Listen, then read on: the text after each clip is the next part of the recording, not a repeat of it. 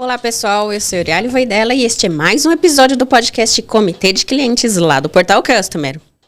Conectando clientes e empresas. Comitê de Clientes. Nós já estamos na 8ª temporada e mais uma vez muito obrigada para você que nos acompanhou até aqui. E mais uma vez te convido a seguir nas nossas redes sociais, no LinkedIn, no Instagram, no Facebook e também as nossas plataformas que estão hospedadas aqui, o podcast lá no Spotify e no YouTube. Eu sou Euriale Voidela, estou à frente aqui do podcast Comitê de Clientes e também do Portal Customer. E para você conhecer um pouco mais o nosso propósito de conectar pessoas, empresas e propósito, eu te convido a assistir uma vinheta bem rápido e já voltamos aqui com a nossa convidada especial do dia. A jornada do consumidor. O sucesso do cliente que recomenda uma marca. Podcast Comitê de Clientes. Conectando clientes e empresas. E nesta temporada nós temos um patrocinador especial que é a NICE, líder em soluções em telecomunicações para proporcionar jornadas fluidas e coerentes. E eu vou passar uma vinheta bem rápido de oferecimento de nosso patrocinador e já voltamos aqui. NICE CX1, a solução digital em nuvem da NICE que entrega experiências extraordinárias em toda a jornada do cliente. Orquestração de jornada, autoatendimento inteligente, agentes preparados. NICE CX1. Uma experiência, uma jornada, uma nuvem, um passo à frente. E agora estamos aqui com a Carol e eu primeiramente agradeço imensamente o tempo e o carinho dela estar aqui hoje conosco, gravando esse episódio especialmente para você. E para que vocês conheçam um pouco mais sobre a nossa convidada, eu vou convidá-la a se apresentar e contar um pouquinho da sua trajetória. Maravilha, obrigada, Euriale, pelo convite. Bem feliz de estar aqui. Contando um pouco da minha jornada, né? Eu já começo falando que sou mãe de 4, uma humana e 3 cachorras.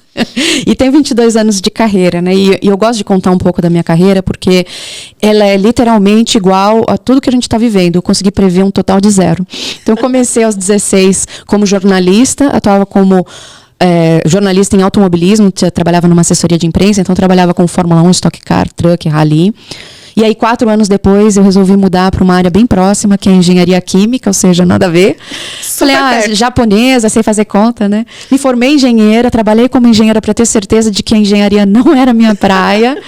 E me encontrei no marketing. Eu acho que o marketing tem um bom meio termo entre humanas e exatas, né? E a empresa que me aceitou como eu era, né? Então, uma engenheira sem um background de marketing foi a 3M. Trabalhei quase 10 anos lá, tanto em marketing quanto em vendas, tanto no B2B quanto no B2C.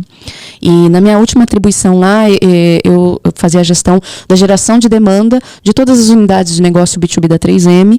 E a 3M é uma empresa incrível de hard science, de inovação em produto, né? Mas estava começando a trabalhar com a experiência do cliente, olhando para a jornada do cliente, muito antes e muito depois da venda, né, da compra e venda daquele produto que era tão incrível. E acabei conhecendo a empresa onde eu estou hoje, que é a WIM, que é uma consultoria de design, inovação e tecnologia, e acabei que me apaixonei pelo design e pela visão de centralidade no cliente, que a gente começou a trabalhar junto, e aí gostei tanto que vim para o lado de cá hoje. Sou uma das sócias da WIM, trabalho, inclusive minha função, meu papel na WIM é de guardiã da jornada do cliente ponta a ponta, então amarrando marketing, vendas, entrega, melhoria de produtos e serviços, né?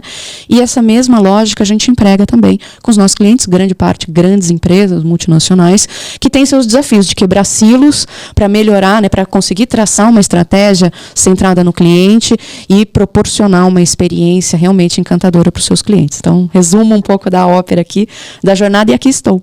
Parabéns pela trajetória, parabéns por uma mãe de 4 criancinhas. Eu sou mamãe de 3, um humano e 2 de 4 patas. Muito bom. Estamos juntas nessa missão. E para você, o que é de fato a experiência do cliente hoje? Como você enxerga no Brasil a experiência do cliente? Maravilha. Eu gosto sempre de dar um passo para trás quando a gente fala de experiência do cliente, porque eu acho que o passo para trás é a centralidade no cliente, que envolve a experiência do cliente, ela engloba boa parte da centralidade do cliente, mas não só, né? E eu brinco que ser centrado no cliente é uma obviedade não óbvia, porque a gente fala, nossa, que raio de empresa é essa que em pleno 2023 atua sem ser centrada no seu cliente, né? E aí, muitas vezes, quando eu for falar desse tema, as pessoas falam, nossa, mas Eu falo com o meu cliente. Eu converso com ele sempre, a gente, né, interage, eu atendo muito bem. Mas vai muito além de atender meu cliente, ser legal com todos os meus clientes, com todos os tipos de cliente.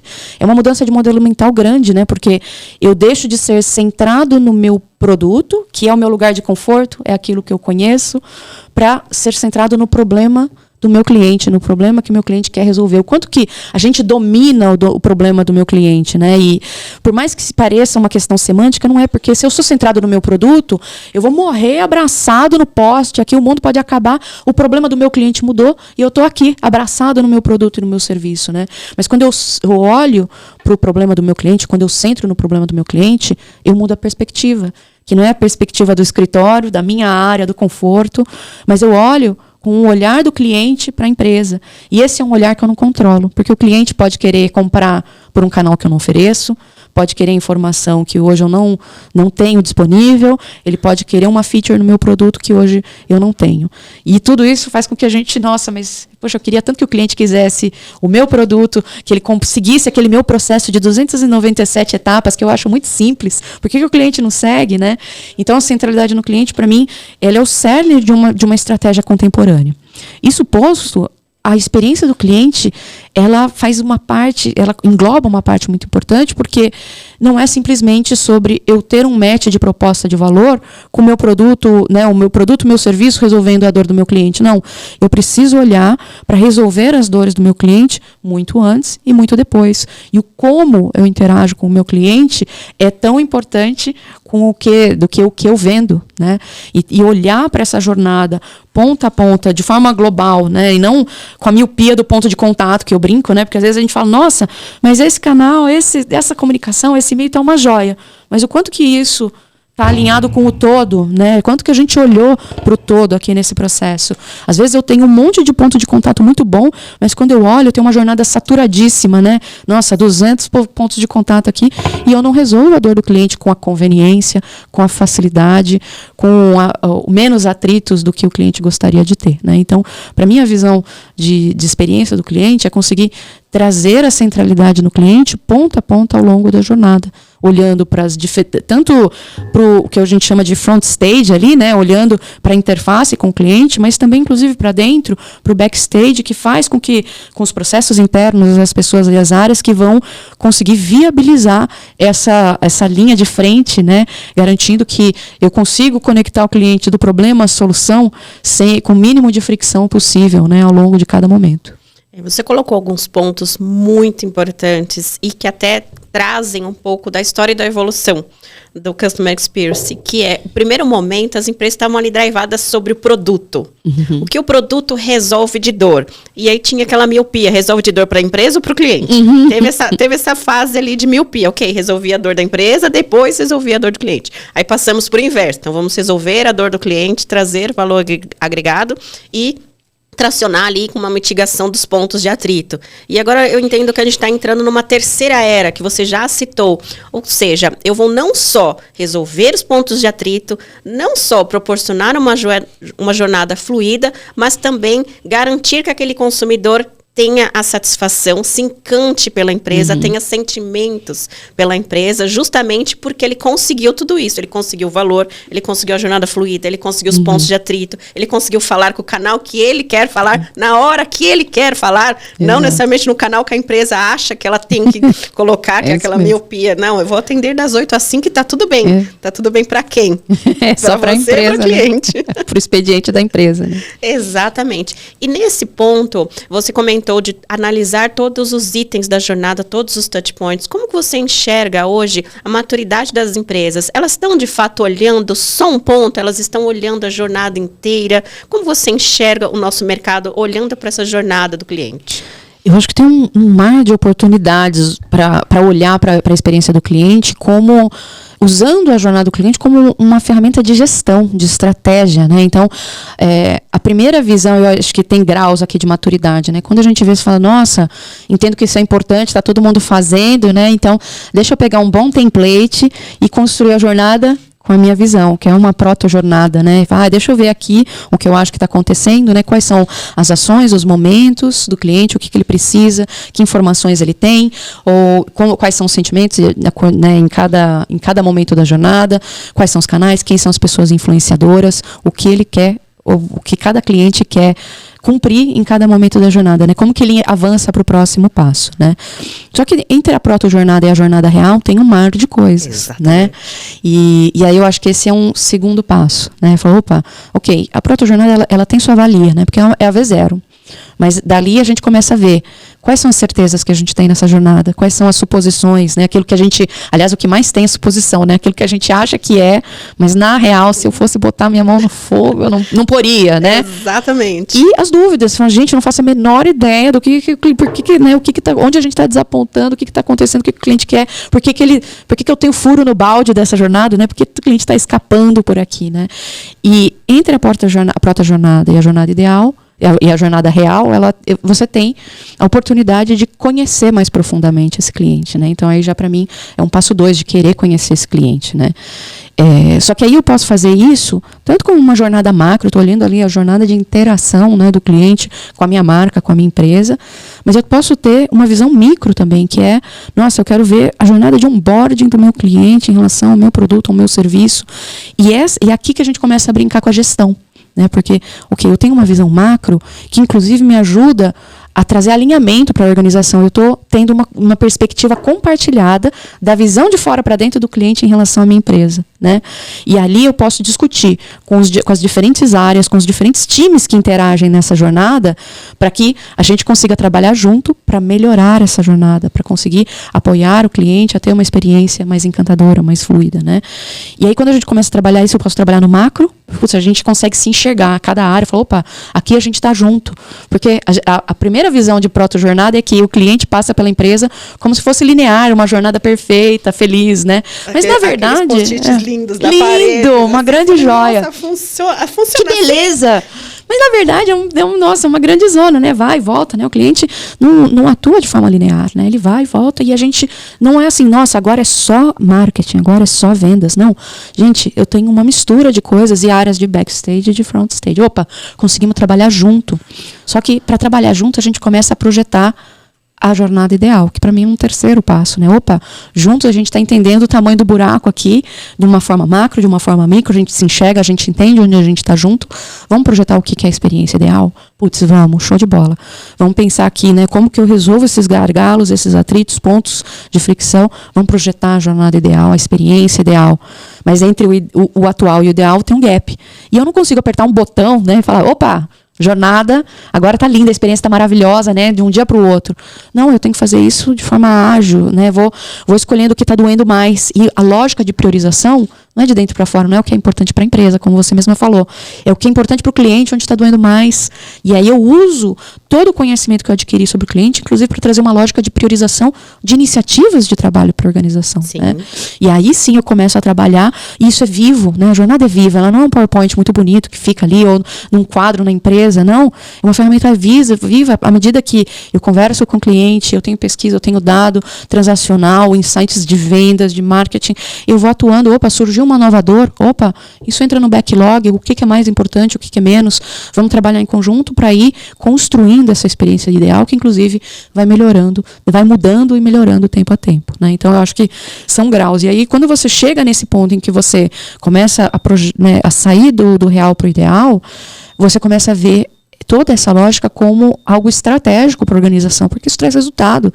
Se eu quero resolver o problema do meu cliente, e eu consigo fazer isso da maneira mais fluida, encantadora e leal, inclusive, né? Porque o cliente quer, né? Eu brinco que é manter o amor vivo, né? Trabalhar com a experiência do cliente é manter o amor vivo com os clientes.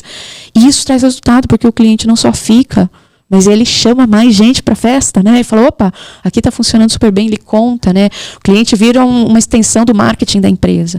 E aí eu começo a olhar para todo esse trabalho de uma forma mais estratégica para a organização. Exato, você tocou em um ponto muito importante, né? O cliente, ele chama outros clientes. E quando o cliente cancela, a mesma coisa. Ele deixa de levar outros convidados para a festa que você nem imagina. Sim. Então, não é só aquele consumidor que te cancelou. Perfeito. Né? É o ecossistema dele que te cancelou junto, porque ele não vai te recomendar para aquele ecossistema dele. Então, você está perdendo clientes que você nem imagina quantificar.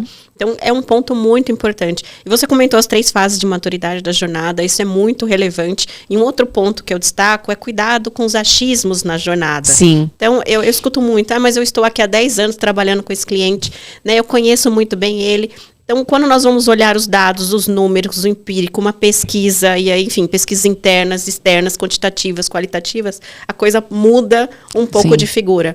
E o consumidor, ele também muda. O consumidor de hoje não é igual de ontem, de amanhã.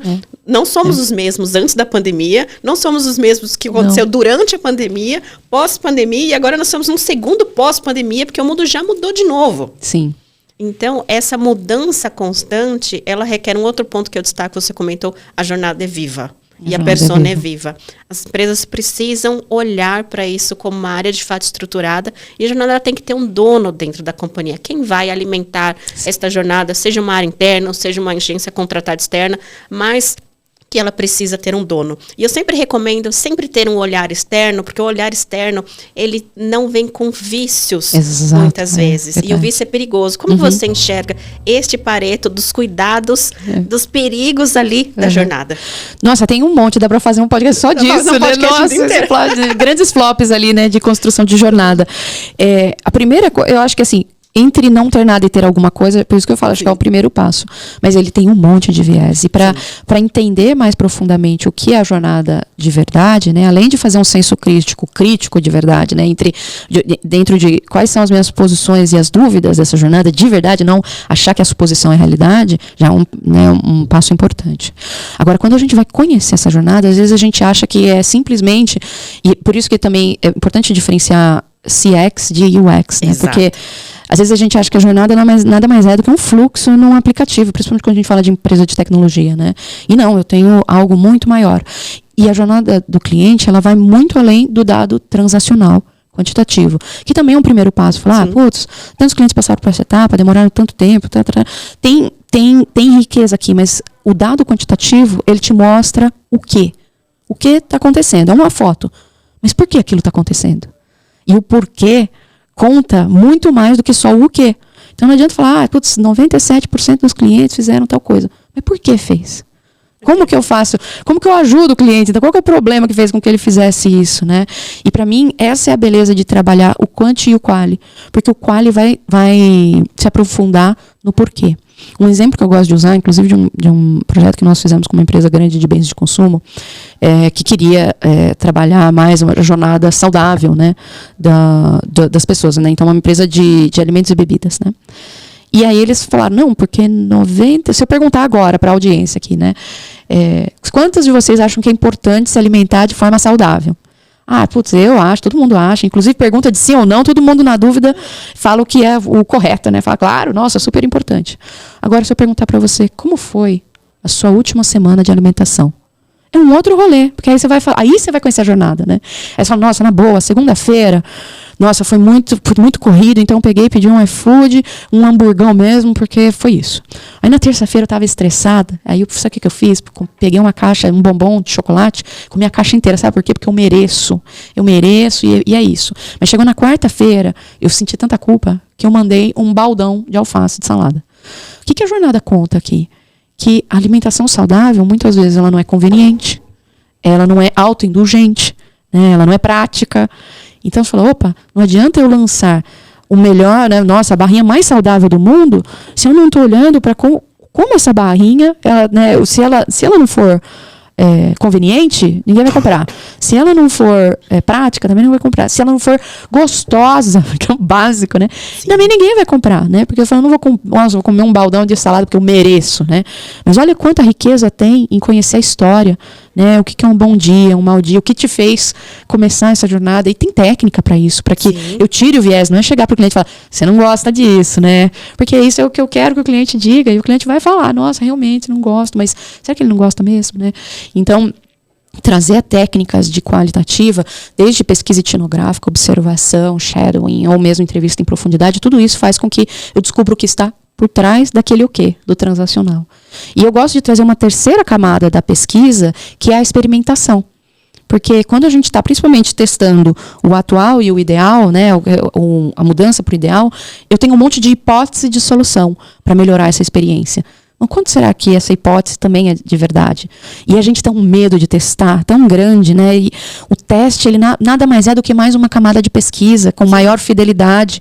Então, eu colocando a minha ideia de solução de frente a frente com o cliente, eu faço com que o cliente faça parte da construção da solução.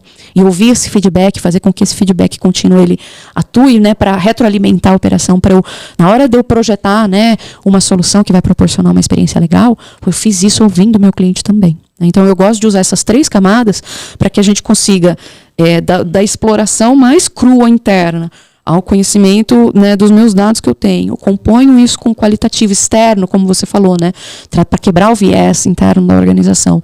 E uso, né, ciclos de experimentação, de teste, aprendizagem, para caminhar na direção do que o cliente quer. Eu acho que são técnicas bem importantes de serem trabalhadas de forma integrada para melhorar a experiência do cliente. Você colocou pontos muito importantes da metodologia, que eu reforço, que são realmente olhar esses dados de uma forma empírica, de uma forma sintética e não enviesada. E falando de indicadores, quais são os indicadores para quem está começando a olhar a jornada do cliente, quem está começando a olhar a experiência do cliente, quais são suas dicas, quais são esses indicadores para começar a brincar de tudo isso? Boa, maravilha.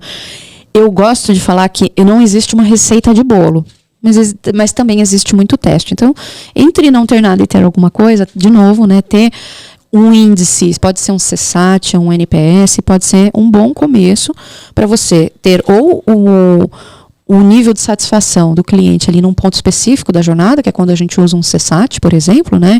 Que é o clássico, né? O quão satisfeito você está com esse atendimento de 1 a 5, ou com carinhas, né? Então, uma forma da gente ver ali, nossa, naquele momento, ao fim de um atendimento, a experiência numa loja, pode ser no e-commerce, na interação com vendas, enfim, com customer service, customer success e por aí vai, né? Eu estou olhando para pontos específicos da jornada. E é um bom jeito de iniciar, principalmente se eu tenho uma área que é mais, que quer testar mais early adopter, né? Fala, eu quero começar com alguma coisa. Comece com um CSAT, tão simples quanto isso, já é um dado, né? E o NPS, ele é usado de uma forma mais global, né? Porque quando eu pergunto a probabilidade da pessoa recomendar a empresa, ela recomenda com base em toda a experiência que ela teve com a empresa, né? E então é uma forma de eu olhar para o todo. Agora, mesmo esses índices, e pode trazer também os Cs e outros, né, que são conhecidos, todos eles têm um número, mas eu brinco que o ouro desses índices está em outros 2 lugares. Um é no cohort, de analisar um determinado perfil, né? Então, por exemplo, rodei o NPS com toda a minha base de clientes. E a nota foi 75. Ok. Mas quem são os promotores? Quem são os detratores? E dentro daquele determinado segmento, qual que é o NPS de fato? Né? Como que é de uma determinada região versus a outra? E a gente começa a entender quais são esses recortes que vão poder trazer mais insights para a gente sobre essa experiência. Porque às vezes, em uma região, eu tenho experiência muito pior que a outra, num determinado segmento, ou um determinado perfil de cliente. Eu posso brincar com essas variáveis para ter uma análise que vai muito além da média, porque a média, ela ofusca, né? A média, ela está ali mostrando ela está quebrando o que é de muito bom e o de muito ruim. Então, se eu não olhar para os extremos, eu não sei onde eu estou acertando para caramba e onde eu estou errando para caramba. Aqui tem um insight, e não na média só, né? A média serve para acompanhamento. Mesma coisa com o CSAT, por aí vai. Então, esse é o ouro 1. O ouro 2 está no qualitativo, porque toda pesquisa nessa linha, ela pergunta também por quê? Por que você deu essa nota? Então, não é simplesmente porque às vezes a pessoa deu 9, mas na real ela está insatisfeita com um monte de coisa, mas ela quis agradar ali. Mas o porquê conta. Conta onde a gente está acertando, onde a gente está errando, onde são pontos de melhoria e por aí vai. E quando eu cruzo esses padrões, dentre os meus detratores, quais são os pontos em comum? Hoje tem tanta ferramenta que faz isso, né? Consegue identificar os padrões no qualitativo. Puxa, aqui também tem muito ouro para trabalhar. Agora, essas são métricas de prateleira que são muito úteis, muitas empresas usam. Mas eu gosto de encorajar as pessoas a usar além. Porque quando eu olho para a jornada, eu consigo entender o que é importante para o meu cliente. E eu posso medir isso, né? Então, se para o cliente é importante passar por um determinado momento o mais rápido possível, eu deveria olhar tempo. né? Se para o cliente é importante eu fazer, passar pela jornada com o mínimo de interferência ou de contato, né? Eu consigo fazer isso de forma automatizada, deveria haver isso.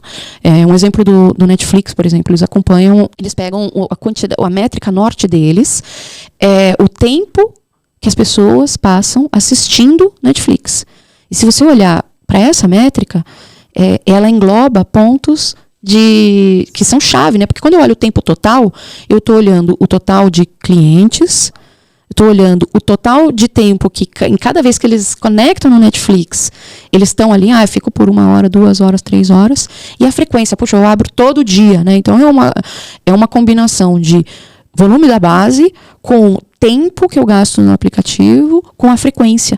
E esses por si só também são indicadores, né, interessantes de melhoria de experiência aplicado à jornada no Netflix, que quanto mais tempo eu estou lá, mais tempo o conteúdo, né, tá me ajudando, tá me entretendo, né, e eles conseguem acompanhar na mescla dessas 3 métricas, uma métrica norte que direciona toda a operação. Um dos pontos que você comentou, e dentre todos eles, né, dentro da jornada, nós temos os programas de voz do consumidor. E muitas empresas, quando começam a implantar a jornada, quando começam a ouvir os consumidores para trazer justamente esses insights, é um momento que elas se deparam, eu vou criar, de fato, um programa de voz do cliente, aqui um VoIP dentro da empresa. Não, e ela se depara, quanto mais clientes ela traz para dentro da empresa, mais esse sentimento começa a ficar aflorado. E como você enxerga justamente, né, o elo dos programas de voz do consumidor com a maturidade da jornada? Eu vou até ampliar um pouco, né? Você falou a questão dos programas de voz, mas toda a área né, de Customer Insights, né, que pode ser uma área de Business Insights, que é uma área que se propõe a absorver, né, toda essa informação do cliente e trazer para insight do negócio, e isso sim está aumentando bastante, e quanto maior a organização, mais eu tenho esse tipo de iniciativa, ou mais eu invisto nesse tipo de iniciativa. Qual que é o ônus e o bônus disso, né? O bônus é que, eu tenho um monte de informação que eu posso ajudar, né, fazer uma tomada de decisão da organização muito mais centrada no cliente do que do meu achismo. Isso é bom, eu tenho um sortimento de dados, posso medir o que eu quiser, entender o que eu quiser e por aí vai. O ônus é que quanto mais informação também eu boto para dentro, mais eu corro o risco de ficar desinformado. Porque às vezes eu quero medir tanta coisa, aí eu quero ouvir a voz do cliente, eu quero pegar todos os dados transacionais, eu quero fazer pesquisas cíclicas de tanto e tanto tempo, eu quero um time que esteja ali com a ouvidoria e tal, eu quero fazer testes, customer success, fazendo... De repente você tem tanta coisa que você não sabe nem como consolidar tudo isso, né? E para mim esse é o maior ônus de quando a gente começa a se aprofundar, ou querer se aprofundar em dados, em conhecimento e informação sobre o cliente. E aqui eu também gosto de dar um passo para trás, porque a melhor forma de eu focar no meio desse mar de desinformação aqui, né, de informação que vira desinformação, eu preciso entender primeiro a pergunta.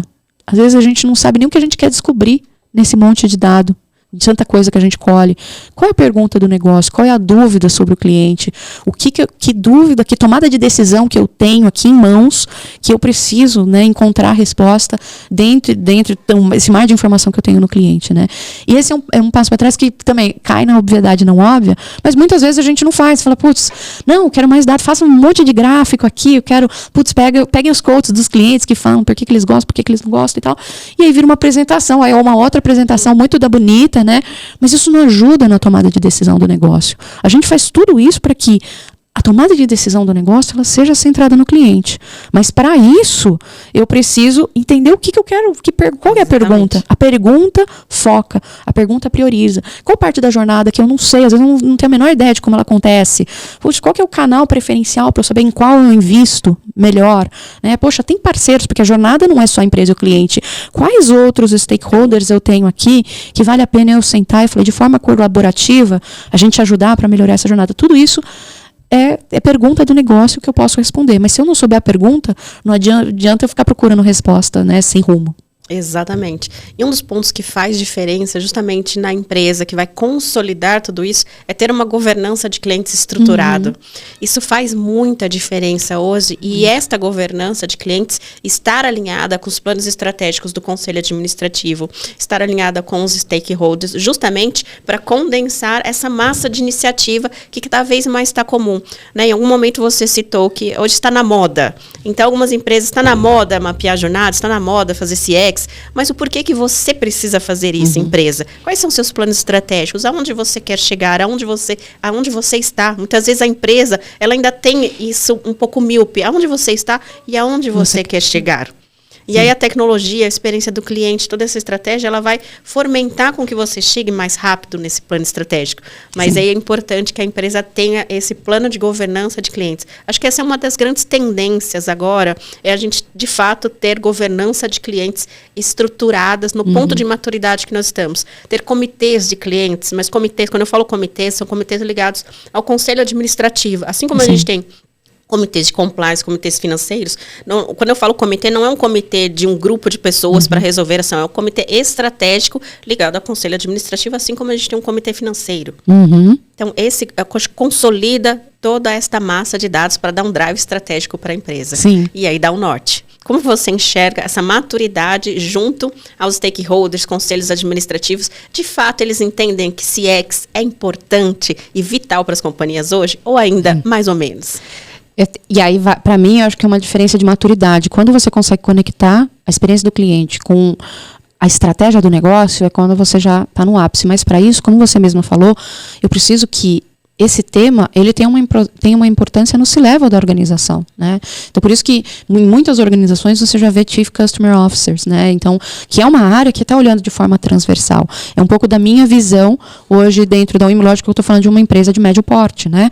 Mas também a visão que a gente emprega, né, quando a gente trabalha com os clientes. Eu tenho ali uma importância dentro da diretoria, do C-level, da vice-presidência, enfim, uma pessoa que tem um reporte direto para o CEO, mas que garante esse alinhamento ao longo da jornada do cliente dentre as áreas. A pessoa que vai ser a área, o time, a pessoa que vai ser guardiã da experiência do cliente dentro da empresa. Do início, né, do muito antes ao muito depois. E aqui eu volto lá para o primeiro tópico, porque para mim as diferentes jornadas dos clientes, elas são hoje uma ferramenta de gestão para isso. Sim. Né?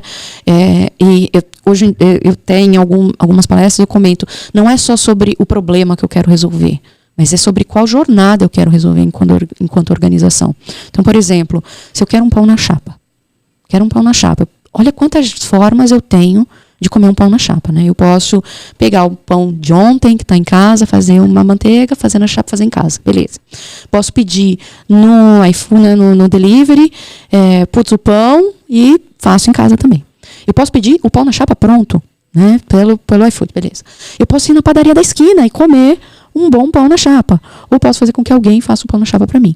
São jornadas diferentes, todas com, eu quero resolver a minha vontade de comer um pão na chapa.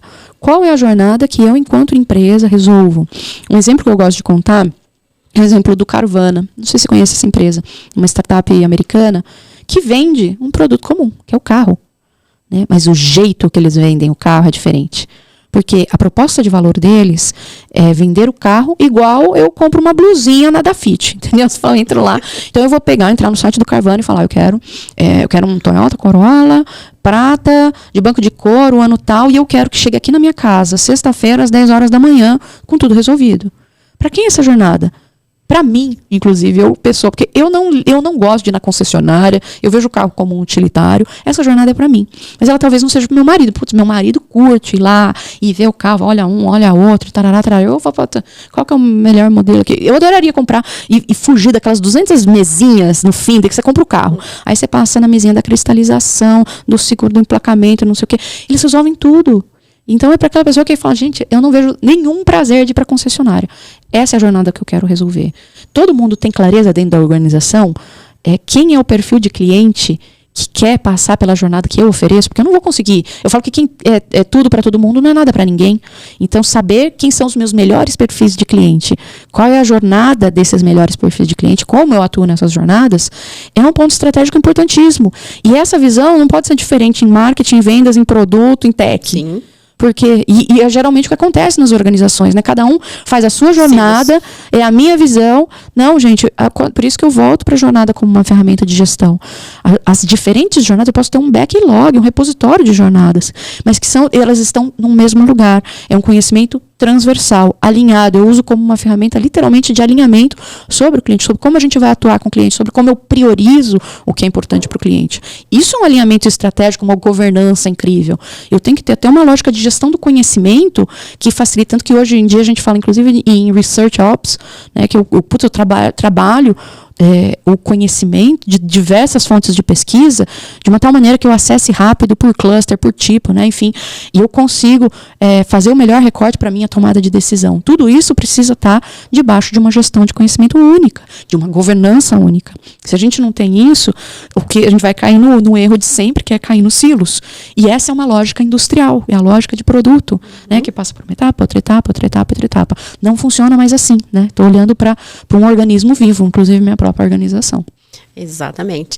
Carol, muito obrigada por tanto conteúdo riquíssimos, tantos insights fabulosos para as empresas. E agora eu te convido às considerações finais, uma última mensagem para quem está nos ouvindo ou nos assistindo. Maravilha, gente. Nossa, eu estou super feliz de estar aqui mesmo. Obrigada pelo convite, adorei. Eu adoro. Essa é a minha paixão, falar disso é a minha paixão. E sempre quando eu também falo disso, parece que é um projeto único. E você até comentou em algum momento aqui da nossa conversa, né? Ah, beleza, então eu vou acordar, vou fazer um projeto de CX, porque tá na moda, né? Então vou fazer como se tivesse começo, meio e fim. Não tem. E não tem um botão. Não vou apertar o botão e de repente eu vou ser super centrado no cliente, a experiência vai ser uma grande joia e tal. Não acontece. Então o meu recado final é: entenda essa jornada, a própria jornada da empresa como algo contínuo. E que não acontece do dia a dia, do dia para a noite. Pode até começar como um primeiro projeto. E sempre começa com... Eu vi isso uma vez de uma diretora de uma empresa que trabalha com a gente. Ela falou assim, toda empresa tem que ter o boi de piranha. Que vai testar a água, né, para ver se ela tá boa para todo mundo vir. Às vezes, vai começar com uma área ou duas áreas, ou uma unidade de negócio. Ok, é um primeiro passo. E o resultado que vem daqui vai inspirar o próximo passo. E aí isso que virou, né, uma primeira narrativa, vira um processo, que vira uma prática, e aí todo mundo adotando de forma transversal. Isso vira valor, e o valor bem aplicado, né, e bem transversal muda a cultura. A cultura não muda, né? Uma cultura centrada no cliente não é do dia para a noite. Então, se você é o boi de piranha, comece por algum lugar, melhor que ficar parado, né? E vá conhecendo, né, o passo a passo desse avanço e entrando na organização à medida que a gente vai coletando os resultados.